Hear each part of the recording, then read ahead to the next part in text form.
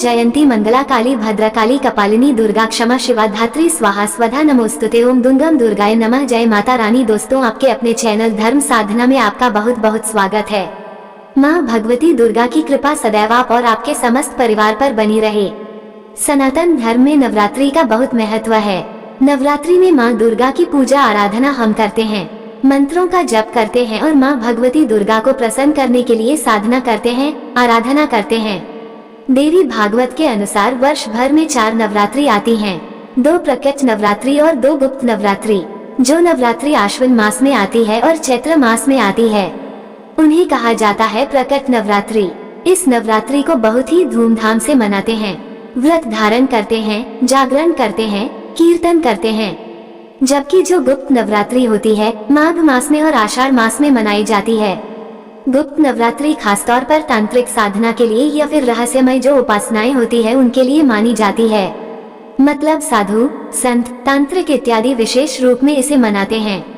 ज्यादातर लोगों को गुप्त नवरात्रि के बारे में पता भी नहीं होता है, लेकिन शास्त्रों के अनुसार गुप्त नवरात्रि की जो आराधना होती है, पूजा होती है और मंत्रों की सिद्धि के लिए जो हम प्रयास करते हैं, उसका फल बहुत अधिक प्राप्त होता है। गुप्त नवरात्रि में माँ दुर्गा की गोपनीय और विशेष प्रकार की साधनाएं की जाती हैं। जैसे कि नवरात्रि में प्रकट नवरात्रि में हम माँ दुर्गा के 9 स्वरूपों की आराधना करते हैं। प्रथमम शैलपुत्री च, द्वितीयम ब्रह्मचारिणी, तृतीयम चंद्र घंटेति कुमांडेति, चतुर्थकम पंचम स्कंद मातेति, षष्टम कात्यायनीति च, सप्तम काल रात्रि महागति चाष्टम, नवम सिद्धिदात्री च, नवदुर्गा प्रकृतिता। तो इस प्रकार से माँ दुर्गा के 9 स्वरूप होते हैं, जिनकी आराधना हम प्रकट नवरात्रि में अर्थात शारदीय और चैत्र नवरात्रि में करते हैं। जबकि गुप्त नवरात्रि में माँ दुर्गा के 9 स्वरूपों के अलावा 10 महाविद्यों की भी आराधना की जाती है। गुप्त नवरात्रि में 10 महाविद्याओं की आराधना करने से विशेष फलों की प्राप्ति होती है। ये 10 महाविद्याएं दशावतार मानी गई हैं।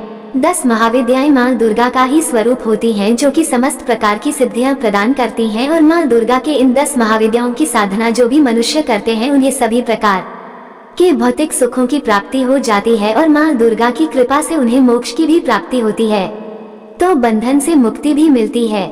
इसके अलावा भौतिक सुख भी प्राप्त होते हैं। माँ को प्रसन्न करने के लिए तांत्रिकों द्वारा विशेष रूप से यह साधनाएं की जाती हैं। और इन 10 महाविद्याओं के नाम है माँ काली, माँ तारा देवी, माँ छिन्नमस्ता, माँ सोडसी, माँ भुवनेश्वरी, माँ त्रिपुर भैरवी, माँ धूमावती, माँ बगलामुखी, माँ मातंगी और माँ कमला। गुप्त नवरात्रि में अगर आप इन 10 महाविद्याओं की आराधना करते हैं तो आपके जीवन की समस्त प्रकार की परेशानियों से आपको मुक्ति मिल जाती है और समस्त प्रकार की कामनाएं पूर्ण हो जाती हैं। गुप्त नवरात्रि में माँ दुर्गा की उपासना साधना कोई भी कर सकता है। एक आम गृहस्थ जन भी कर सकते हैं और तांत्रिक और साधक ये तो करते ही हैं।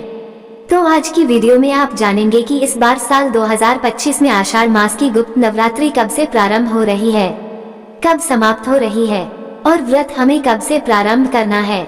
कलश की स्थापना करने का शुभ मुहूर्त क्या है। गुप्त नवरात्रि के इन 9 दिनों में किस प्रकार से हम पूजा आराधना कर सकते हैं, किस प्रकार से मंत्रों का जप कर सकते हैं और 10 महाविद्यों की साधना करना चाहते हैं या फिर 9 स्वरूपों की आराधना करना चाहते हैं। किस प्रकार से हमें इस नवरात्रि में माँ दुर्गा के 9 स्वरूपों की और 10 महाविद्यों की पूजा आराधना करनी चाहिए, ये संपूर्ण जानकारी आपको आज की वीडियो में शेयर करने वाली हूँ। तो बहुत महत्वपूर्ण है आज की वीडियो, पूरा जरूर देख लीजिए। अच्छी लगे वीडियो तो लाइक भी जरूर कीजिए, क्योंकि आपके लाइक्स, आपके कमेंट्स मेरे लिए बहुत महत्वपूर्ण होते हैं। यही एकमात्र जरिया है जिनसे मुझे पता चलता है कि आपको यह वीडियो अच्छी लगती है और आपके लिए यह वीडियो उपयोगी है। तो अगर वीडियो अच्छी लगे तो लाइक तो जरूर ही किया कीजिए। तो सबसे पहले जानते हैं कि किस प्रकार से गुप्त नवरात्रि में माँ दुर्गा की पूजा आराधना हम कर सकते हैं। देखिए, जिस प्रकार से हम प्रकट नवरात्रि में पूजा करते हैं, जैसे कि चैत्र मास की नवरात्रि हो या फिर आश्विन मास की नवरात्रि हो, जिस प्रकार से प्रकट नवरात्रि में हम पूजा करते हैं, उसी प्रकार से गुप्त नवरात्रि में भी की जाती है पूजा। लेकिन बस एक ही चीज का ध्यान रखा जाता है। गुप्त नवरात्रि में जो हम पूजा आराधना करते हैं, मंत्रों का जप करते हैं, चाहे फिर वह किसी भी कामना से करते हैं या फिर बिना किसी कामना से करते हैं, वो हम किसी से प्रकट नहीं करते हैं। मतलब किसी को भी यह नहीं बताते हैं कि हम किस मंत्र का जप कर रहे हैं, कौन सी पूजा कर रहे हैं और किस कामना को पूर्ण करने के लिए कर रहे हैं। गुप्त नवरात्रि जैसा कि नाम से ही पता चलता है, जब हम साधनाएं गुप्त रूप से करते हैं तो हमारी कामनाएं बहुत जल्दी पूरी हो जाती हैं। गुप्त नवरात्रि में मंत्रों का जप करना अत्यंत आवश्यक होता है। मतलब जितना अधिक हम मंत्र जप करते हैं उतनी जल्दी कामनाएं पूर्ण होती हैं। विशेषकर जो यह नवरात्रि होती है मंत्र सिद्धि के लिए ही श्रेष्ठ मानी जाती है। तो हम अपनी कामना के अनुसार मंत्रों का जप करते हैं, जैसे कि संतान प्राप्ति की कामना है या फिर धन प्राप्ति की कामना है या फिर विवाह की मनोकामना है।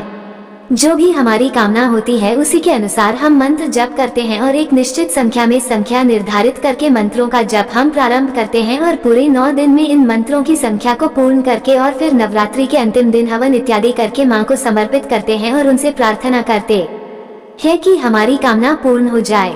बाकी पूरे नवरात्रि में पूजा की विधि वही होती है जो कि प्रकट नवरात्रि में होती है। आषाढ़ मास की शुक्ल पक्ष की प्रतिपदा तिथि के दिन हम कलश की स्थापना करते हैं। अच्छा, ऐसे में भी आप चाहे तो बिना कलश की स्थापना किए भी पूजा आराधना कर सकते हैं।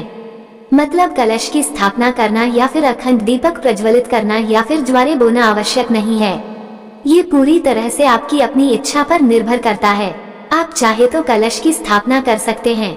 अगर आपका मन नहीं है कलश की स्थापना करने का, जैसे कि बहुत से लोग आपके घर में आते जाते हैं और आपके घर के मंदिर में सबकी नजर रहती है, तो ऐसे में आप कलश की स्थापना ना भी करें तो भी आप पूजा आराधना कर सकते हैं, मंत्रों का जप कर सकते हैं।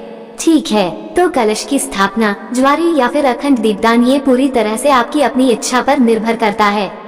जैसे कि अगर आप ये सभी चीजें गुप्त रूप से कर पाते हैं तब तो अत्यंत ही श्रेष्ठ है। आप ये सभी चीजें कर सकते हैं, कोई दिक्कत नहीं है। लेकिन अगर आपके घर के मंदिर में इतनी गोपनीयता नहीं है तो आप अपनी सुविधा के अनुसार सुबह और शाम पूजा कर सकते हैं, जैसे कि धूप, दीप, अक्षत, पुष्प इत्यादि सभी चीजें अर्पित करके विधि विधान से सुबह और शाम दोनों समय मां की आराधना कर लीजिए, पूजा कर लीजिए, आरती कर लीजिए। इसके बाद अपनी इच्छा के अनुसार मंत्रों का जप कर सकते हैं।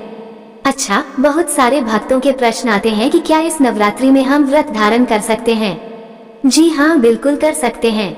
नवरात्रि में उपवास रखने से आपका मन शुद्ध होता है, आत्मा पवित्र होती है और शुद्ध मन से पवित्र आत्मा से जब हम पूजा आराधना करते हैं या फिर किसी भी कामना के लिए मां के मंत्रों का जप करते हैं तो हमारी कामना शीघ्र पूर्ण होती है।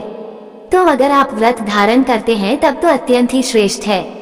मान लीजिए किसी कारणवश अगर आप व्रत नहीं भी कर पाते हैं तो भी आप सात्विक भोजन रख के मां की आराधना कर सकते हैं। ठीक है, मतलब नवरात्रि के नियम आप सभी जानते हैं। लहसुन प्याज का सेवन नहीं करना चाहिए, ब्रह्मचर्य का पालन करना चाहिए, किसी की निंदा नहीं करनी चाहिए, किसी की चुगली नहीं करनी चाहिए, क्रोध नहीं करना चाहिए। तो अपने आचार विचार व्यवहार शुद्ध रखकर आप बिना व्रत के भी पूजा करें तो भी आपको श्रेष्ठ परिणाम की प्राप्ति होती है। अब बात करें कि गुप्त नवरात्रि में किन मंत्रों का जप करना चाहिए। तो देखिए, जिस प्रकार से प्रकट नवरात्रि में हम मां की आराधना करते हैं, जैसे कि दुर्गा सप्तशती का पाठ करते हैं, कवच पढ़ते हैं, अर्गला कीलक इत्यादि पढ़ते हैं, सिद्ध कुंजिका स्तोत्र पढ़ते हैं या फिर नवान मंत्र का जप करते हैं या मां दुर्गा के किसी भी मंत्र का जो जप हम करते हैं वो इस नवरात्रि में भी आपको उसी प्रकार से करना है। ठीक है, नवरात्रि के पहले दिन कलश की स्थापना करके हम पूजा प्रारंभ करते हैं और नवरात्रि के अंतिम दिन यानी कि अष्टमी और नवमी तिथि पर कन्या पूजन करते हैं, या फिर अगर कन्या पूजन नहीं कर पाते हैं तो कन्या पूजन के निमित्त कुछ भी सामग्री या फिर पैसे इत्यादि किसी मंदिर में दान कर देना चाहिए। ठीक है, और अब जानते हैं कि आषाढ़ मास की शुक्ल पक्ष की प्रतिपदा तिथि कब प्रारंभ होगी, कब समाप्त होगी और गुप्त नवरात्रि का प्रारंभ किस दिन से हो रहा है। तो देखिए, आषाढ़ मास के शुक्ल पक्ष की प्रतिपदा तिथि प्रारंभ होगी 25 जून 2025 को शाम को 4 बजे और प्रतिपदा तिथि का समापन होगा 26 जून को दोपहर में 1:24 पर। तो सूर्योदयकालीन प्रतिपदा तिथि हमें प्राप्त हो रही है 26 जून 2025 को, इसलिए 26 जून 2025 गुरुवार से आषाढ़ गुप्त नवरात्रि का प्रारंभ होगा। कलश की स्थापना करने का जो शुभ मुहूर्त हमें प्राप्त हो रहा है 26 जून को सुबह 5:35 सुबह 7:07 तक। इस बार कलश की स्थापना करने का जो शुभ मुहूर्त हमें प्राप्त हो रहा है मिथुन लग्न होगा, मतलब द्विस्वाभाविक लग्न में कलश की स्थापना की जाएगी और सुबह कलश स्थापना करने का कुल जो समय है वह आपको प्राप्त हो रहा है 1:32 तक। अगर आप किसी कारणवश इस समय में कलश की स्थापना नहीं कर पाते हैं तो अभिजीत मुहूर्त में भी कलश की स्थापना आप कर सकते हैं, जो कि दोपहर 12:02 से 12:57 तक रहेगा और ये अवधि होगी 55 की। तो कलश स्थापना करने के 2 मुहूर्त आपको प्राप्त हो रहे हैं, सुबह 5:35 से 7:07 तक और दोपहर में 12:02 से 12:57 तक। और अगर आप गुप्त नवरात्रि में कलश की स्थापना करना चाहते हैं, जो कि करना ही चाहिए अगर आप कर पाते हैं हो, तो अगर आप कलश की स्थापना कर रहे हैं तो ये समय आपके लिए सर्वाधिक श्रेष्ठ है। दोनों में से जो भी समय आपके अनुकूल हो उसी समय आप कलश की स्थापना कर लीजिएगा। तो दोस्तों, यह है आज की वीडियो जिसमें गुप्त नवरात्रि से संबंधित संपूर्ण जानकारी मैंने आपसे शेयर की। इसके अलावा अगर आपका कोई भी प्रश्न हो तो आप कमेंट बॉक्स में लिख सकते हैं, ताकि गुप्त नवरात्रि से पहले आपको आपके प्रश्नों के उत्तर मिल जाए। गुप्त नवरात्रि की संपूर्ण पूजा विधि, प्रतिदिन की कथाएं और पूजा विधि, सारी चीजें आपको आने वाले समय में मिल जाएंगी। तो चैनल से जुड़े रहिए। मिलती हूँ मैं आपसे अगली वीडियो में।